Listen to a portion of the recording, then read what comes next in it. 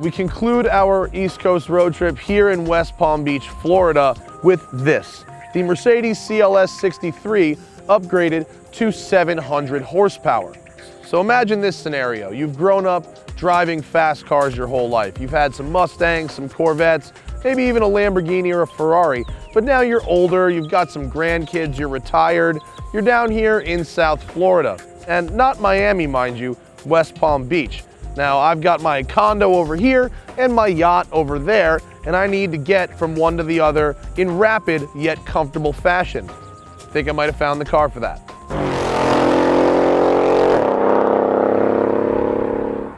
No one has ever accused famed Mercedes tutor Rentech of building subtle machinery. In fact, their cars are nearly as outrageous as they come. From wide-body C-Class track cars to chrome-dipped SLs, if you can dream it, they can build it.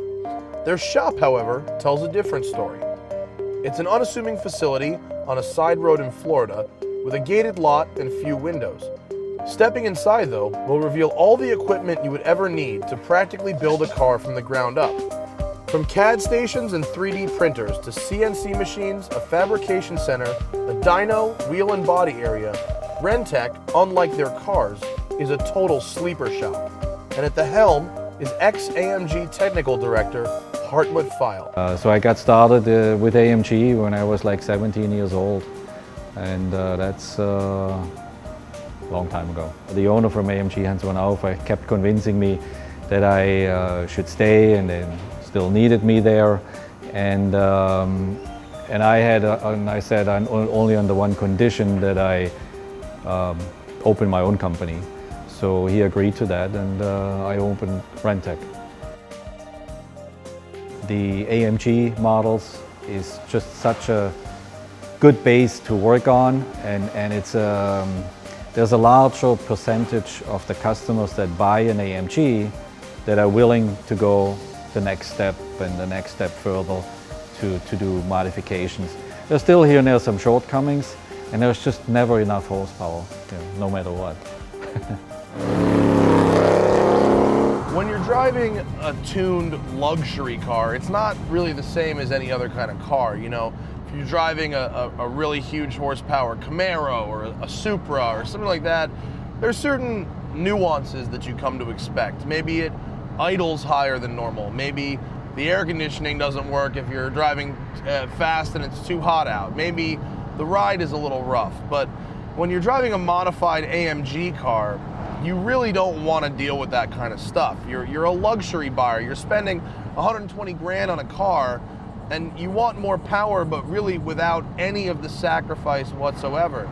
So if you're going to build a modified AMG car, you have to really keep those things in mind. And the good news is, I've been driving this car around for a little while now, and I can't find any nuances about it that take away from the Mercedes feel. So let's go over what they've done to the car. Under the hood, you've got a 5.5 liter bi-turbo engine, hand-built by AMG. They've added 20% larger Garrett ball bearing turbochargers, software, downpipes, and high flow cats. That's it. And for that, you get 700 crank horsepower, 600 wheel horsepower. And this is in a car that holds 4 people and is currently giving me a fully cooled butt massage. Automatic, it's in 6th gear right now, Sport Plus. 1,000 RPM, drop 3 gears. Look at it go.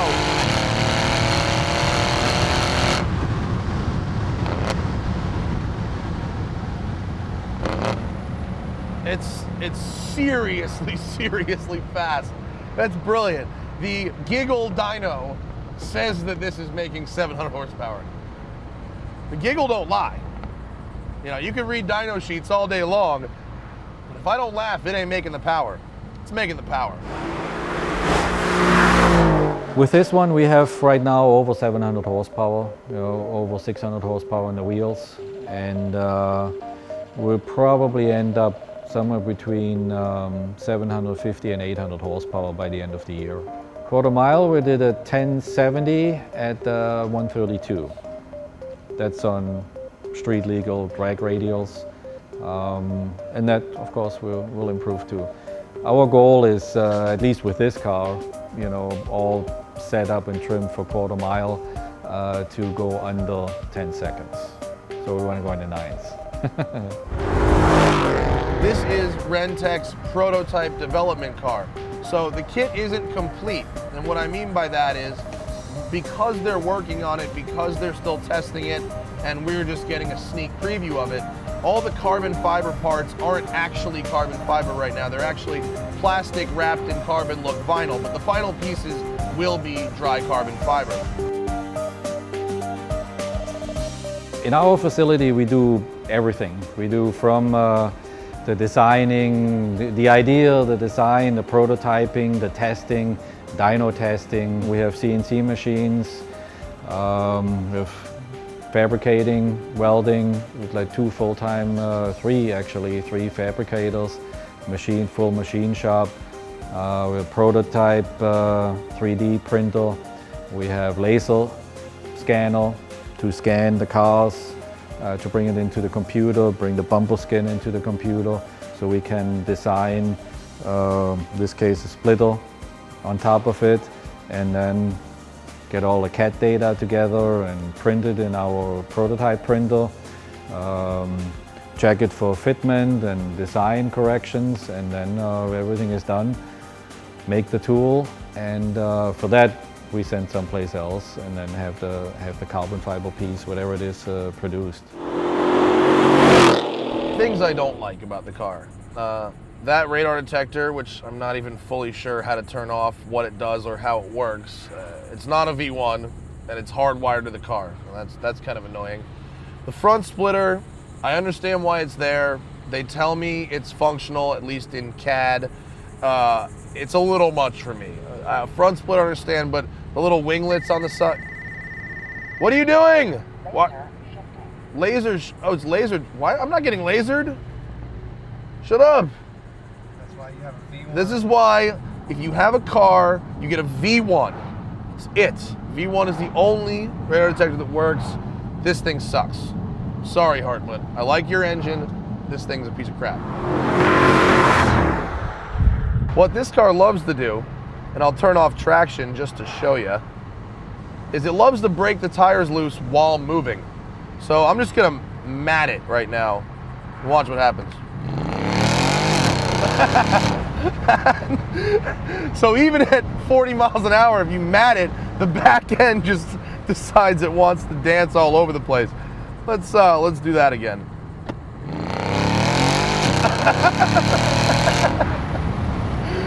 $120,000 luxury car, seating for 4, massage seats, and rolling burnouts.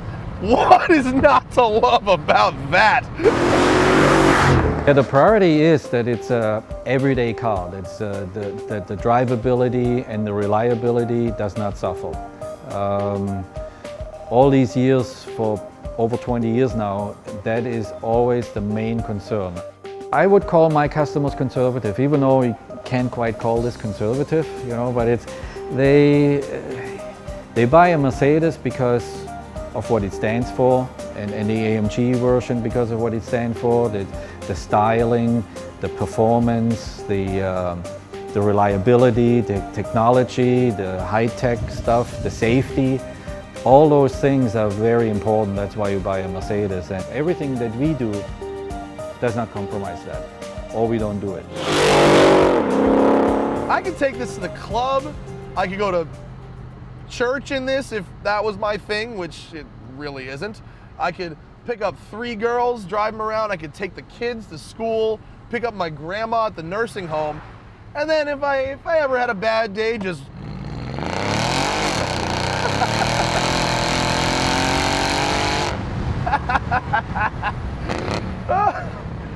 there are not a lot of cars out there that will fully break the tires loose from a 40-mile-an-hour roll.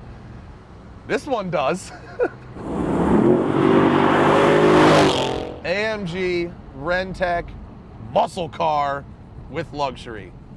God damn, do I love this thing. I really would have liked to test this car on the Autobahn or on some windy California back roads. It would have been nice to drift it at the track, but JF doesn't give us enough money for that.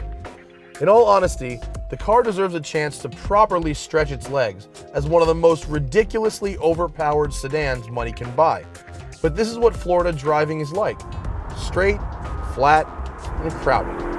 You need good air conditioning, and if you're old enough to voluntarily move here, massage seats. The best you can hope for is the occasional quiet, beautiful spot in a nature preserve to appreciate the car's styling and its ability to do massive smoky burnouts.